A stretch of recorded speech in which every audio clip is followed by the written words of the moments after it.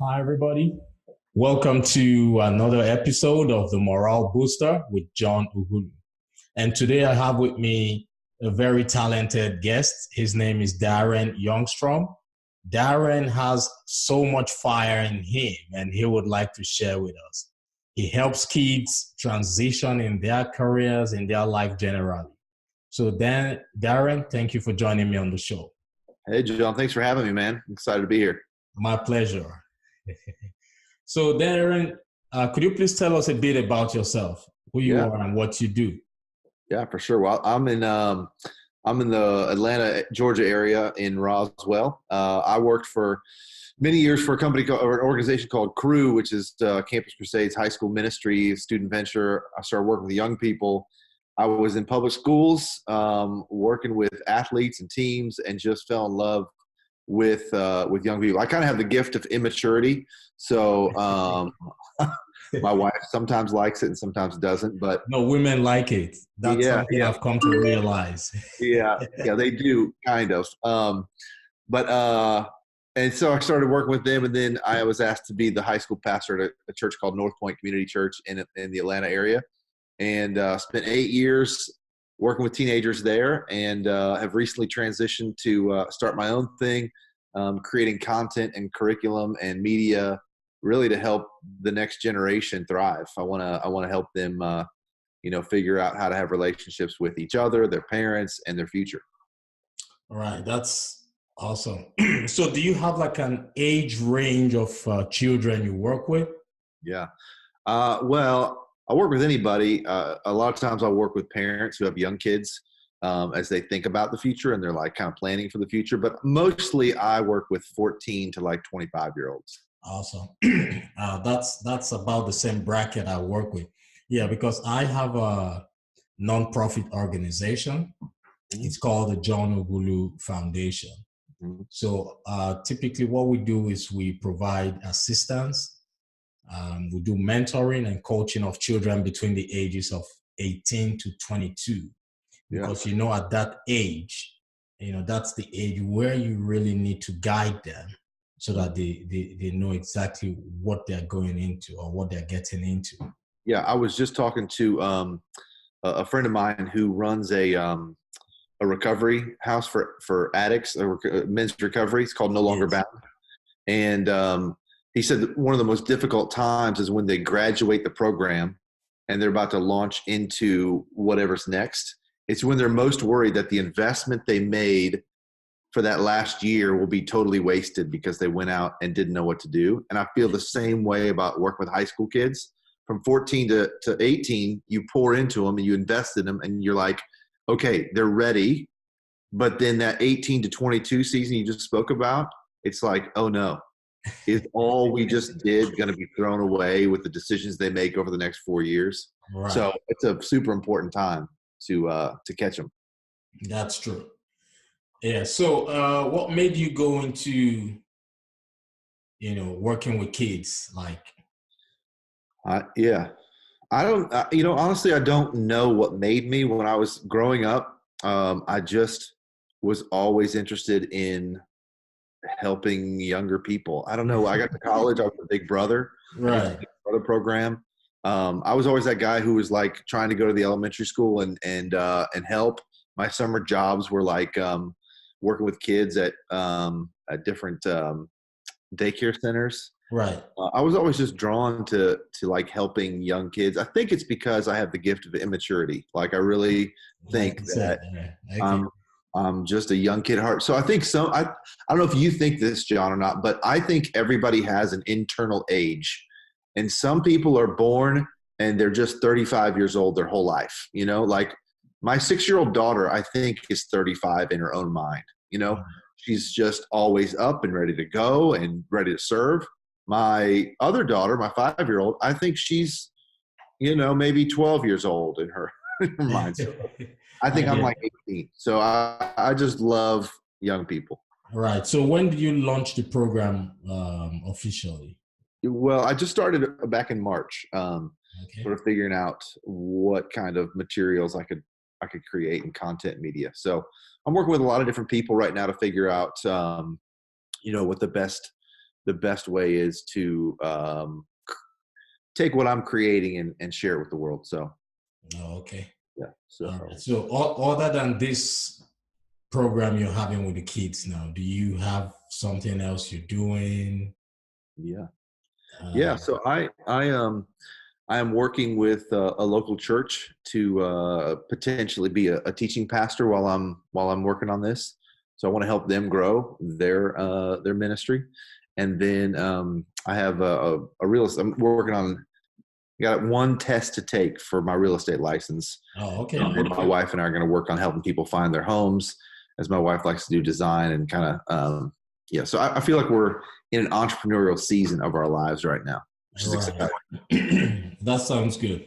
Especially when you have a partner, when you have a partner and the wife you have, that's a good one. Most days it's good. Some days it's, are we going to figure this out or not? Oh, okay. Well, I will block my ears to that one now. Yeah. All right. So talking about the real estate license. Yeah, I also have a real estate license. Yeah. Yeah, I got mine through one of the companies here in Atlanta. Yeah, I'm a licensed realtor. Yeah. How's that working for you? Well, I am not doing much of that right now. Yeah. Yeah, I just have the license. I got it a long time ago. Yeah. But I still renew it. Yep. I pay for the renewal fees, and so it's inactive right now. But Okay. whenever I want to get back, I just need to take the continuing education and get back on. Back in. That's the nice thing about it. Right. Yeah. Cool.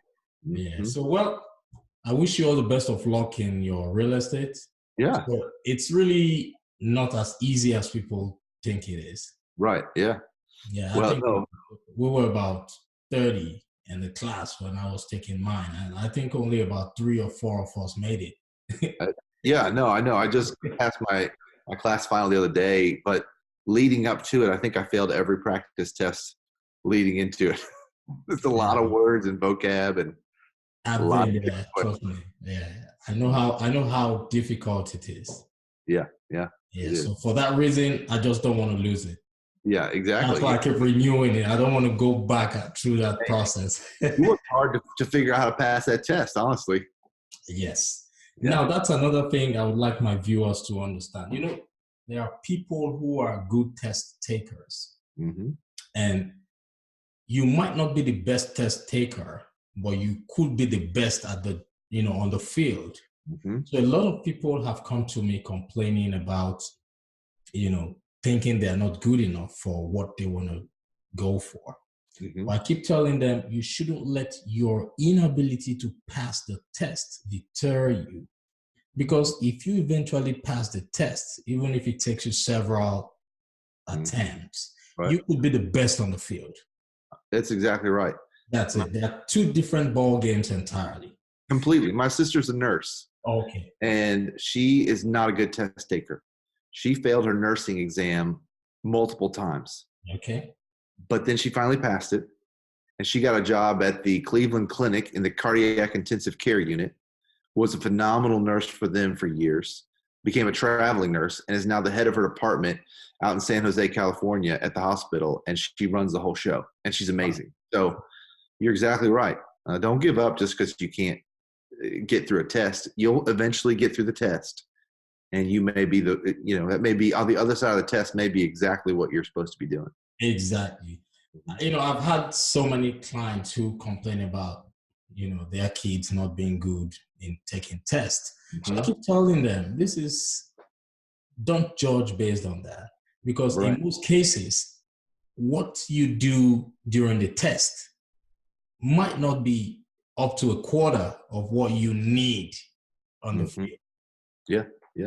Two separate things. I keep telling them. And it's frustrating. You also agree with me on that.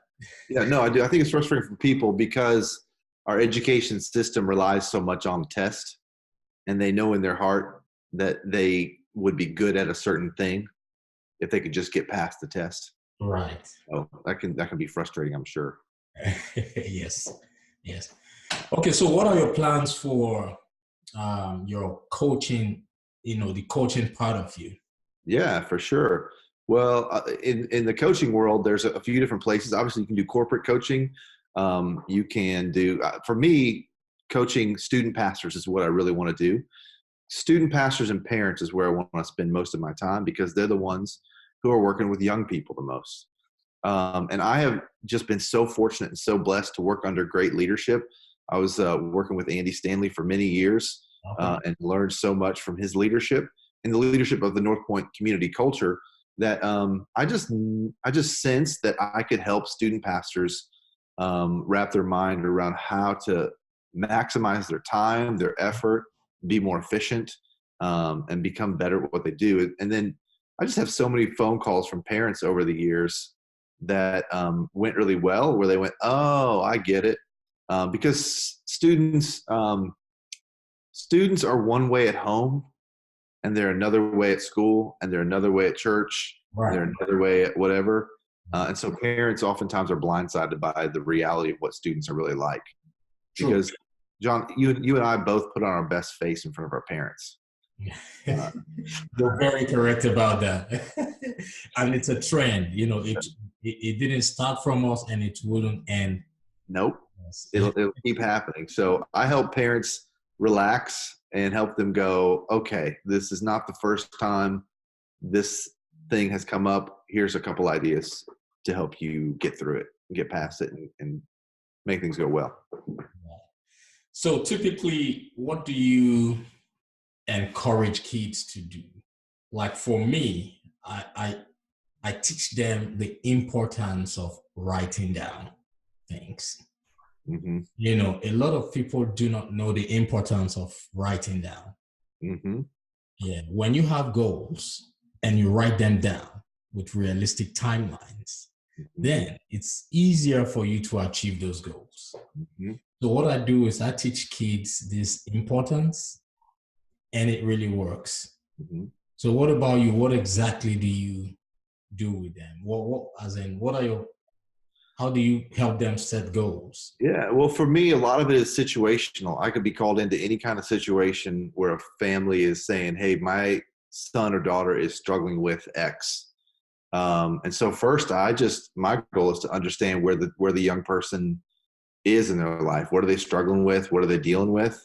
And one of the things I want to help them understand is that you are good at something. You are called to something. You are wired for something. And I don't like the phrase, you can do or be anything you want to be, because you can't do or be anything you want to be. I Yep. can't be LeBron James. I'm 42 and out of shape. I ain't going to be LeBron James, but I can get back in shape, or I can do this. I helping a young person recognize that they were made for something. Yeah. We're good at something. So I try to help them identify, what do you love to do? What do you feel compelled to do? What brings you alive? What makes you excited? What are the things that you'd like to figure out? Because it's going to be a journey that they have to go on. So I try to help them right size their journey and understand that when you point your feet towards the things that you're best wired for, you're going to find that you enjoy those things and that you're more satisfied there. So I just try to help them figure out what's going on. That's the problem. And then what can you look towards? What can you spend your time on that you are good at? Okay. That's part of it. Yeah. So and eventually you give them like a nudge towards their goal or Yeah, towards what they want. we'll do some personality assessment and some wiring assessment. Everybody has their own temperament and the way that they interact with people. I try to help kids interact with their parents well first, and get that relationship right. If you can get that one right, your parents are going to launch you better than anybody else. They're going to be your biggest supporters. But True. most teenagers think their parents hate them, True. and they don't. You're a parent, you'll Yeah. never hate your kids, Yeah. but your kids will think you do if when they're teenagers for whatever reason. It's like, there's nothing you can do to make me hate you. But a lot of teenagers get stuck in their head with their parents, so they got to figure that out. Sure. That's a nice one. So do you have any websites? Do you have any contact information you would like to Yeah. share with kids Yeah. out there? Yeah. You can find me at DarrenYoungstrom.com. Darren. Everybody asks me how to spell Darren. DarrenYoungstrom.com. And that's just launching. And then I'll have a newsletter that I'm starting in January that's coming out. So that'll be located on my website as well that you can subscribe for. Okay. That's awesome. Yeah. So is your wife also part of the coaching business with you? No, she's not interested in that. She is interested in design. She loves interior design. And so on the real estate side, that's why I'm getting my real estate license so that we can help our friends and family. Our friends are always calling her because we remodeled our own home a couple of times. Right. And she posted all these pictures and everyone was like, you know, where is that? What is that? And she was like, we just did this together. And so people call her all the time. Can you come over? Can you give me some advice? Can you help me design this living room, design this space? So we want to help people find their first home and make it what they want it to be. And she's going to be on the design side of that. Oh, okay. Not bad. Mm-hmm. Not bad at all. Yeah, she's excited. Is she also going to take the certification? No, she's on staff at North Point right now, and she enjoys being there. She's in their care department. And so she's working every day in their, she's a project manager. Oh, so okay. She's always working on that, and she's going to be there for the foreseeable future and just enjoys, helping people figure out how to care for others. Okay. That sounds good. That's an interesting one because on the long run, she's still getting to help people. That's the whole idea. Yeah, exactly. She loves helping people. And so we'll see how it plays out in the future. Okay. That's a good one. So do you do any volunteer services? Well, yes. Most of my life, I have been, when I was on staff at the church, most of what I did was volunteering my time and effort to parents in the community. And we've led small groups, and we have done community service projects. We've helped with North Fulton community charities. But right now, in this season, we don't have anything that we're specifically committed to at this time. Right. We kind of help people as they need it. Oh, okay. That's a good one. I have gotten to that point in my life where I now know the importance of helping others, helping the community, doing your own part, right, for the common good. Well, you were talking about the value of helping other people and how that enhances your own life. And I think generosity. When you are generous to other people, you basically open your hands to what you're clinging to. And when you try to control life, it usually slips out of your hands quicker. And so just giving money away, giving time away, stopping the rat race, stopping the idea that it's all about me and all I'm concerned about is me. And that ruins your life. When if you've ever spent time just doing something for other people, it actually does something for you. Yes. And so it's game changing for sure. It is fulfilling, There's never a better feeling than. Isn't that interesting that we're wired that way, that when we give our lives away, we actually get life? It is.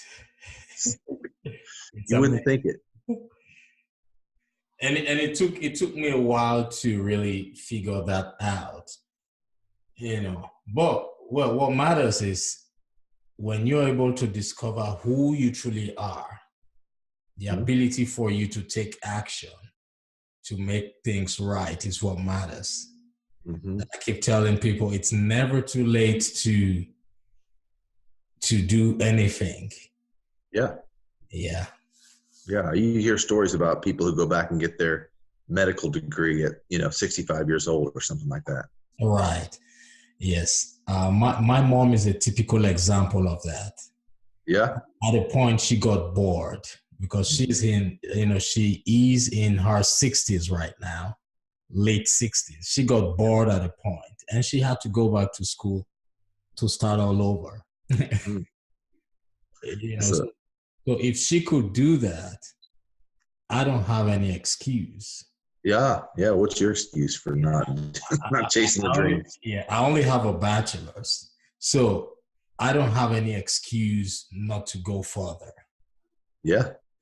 That's it. Yeah, I love it. Well, good for her.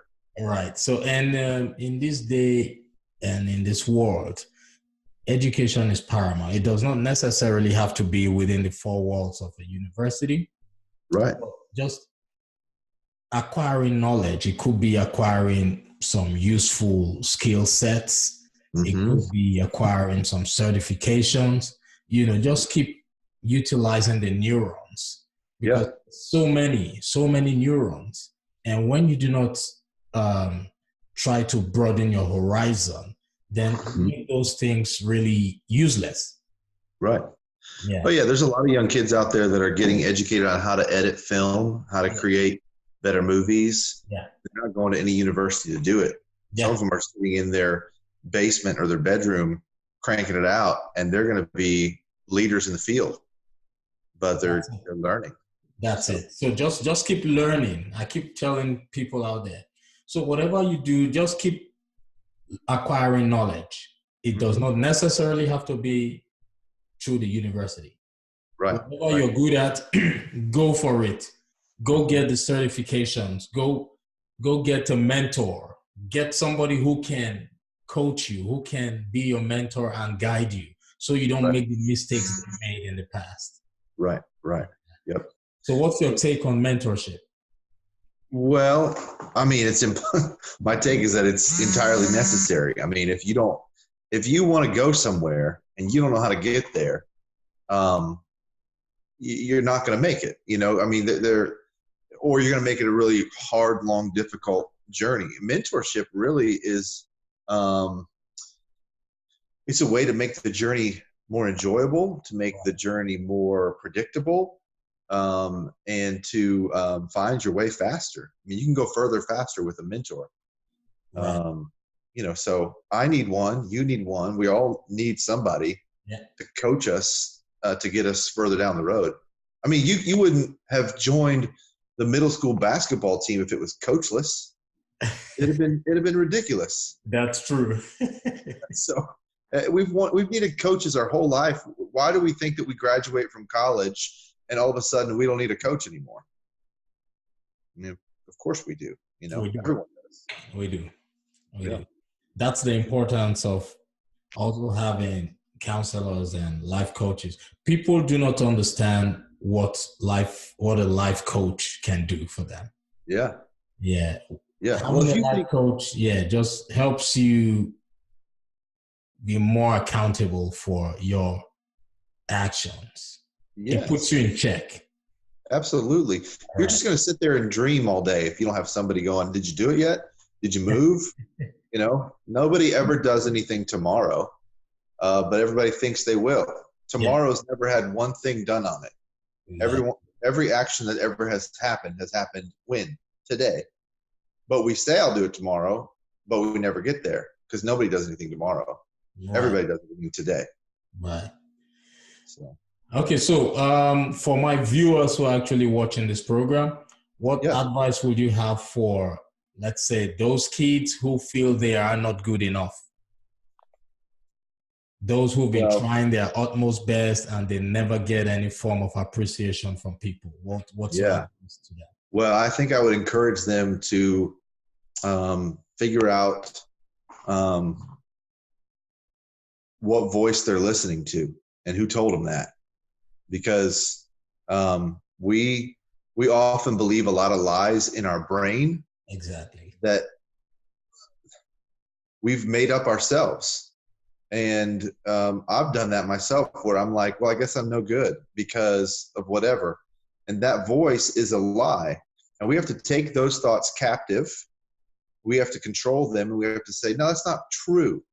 That's not a true thing. In fact, I think it was Mark Twain who said, I've gone through a great or I've faced a great many tribulations in my life, most of which never came true. And what he was saying was, we spend so much time thinking, I'm not good enough, I'll never make it, I don't have what it takes. And the reality is those are all false thoughts. Yeah. So you've got to begin to really recapture your mind and train your mind to tell the truth. The truth is you are good enough and you will make it and you can figure it out. And you're not going to be broke your whole life, and you're not going to be a mess, and you're not going to be miserable, and you can be forgiven, and you can overcome, and they won't always hate you. But if you tell yourself those things, you will become a product of what you tell yourself. Right. So start telling yourself the real truth, which is you're good enough, you're strong enough. You know, the movie The Help, where the maid says to the little girl, you are smart, you're beautiful, and you're important, or something like, you're smart, you're funny, you're important. I don't remember exactly what they are, but she tells her every morning, you're smart, you're funny, you're important, you're a big deal, you matter. And so retraining your mind is super important. It is. It is. So for those people watching this program, what Darren is trying to explain to you is limiting beliefs are normal, but the ability for you to rise above limiting beliefs is what would help you achieve your goals. So no matter what the situation is, just know that you are a unique being. You are unique, irrespective of your flaws. Flaws are being identified by people who are humans like you and I. So do not believe the negative things people say about you. Avoid negative people. Avoid things that would make you, see yourself as not capable. Those are limiting beliefs. So if you're having problems identifying and eliminating limiting beliefs by yourself, feel free to reach out to people like Darren and myself, who would be able to help you get out of that. Okay? So thank you very much. Darren, I really do appreciate you for coming on this program. And I would like you to come again in the future. I hope when I reach out to you, will definitely respond to me. Absolutely, John. Thanks for having me. Thanks for what you're doing. Keep up the good work. And, I hope you continue to inspire people to move past the hurdles that might be in their way. Sure, definitely. We rise by lifting others. So my dream is to inspire change. So, and I need people like you to always be around, because you might see this as a small thing, but trust me, we are reaching out. Absolutely. We are reaching out. So thank you once again for joining me on this program, and keep doing what you're doing.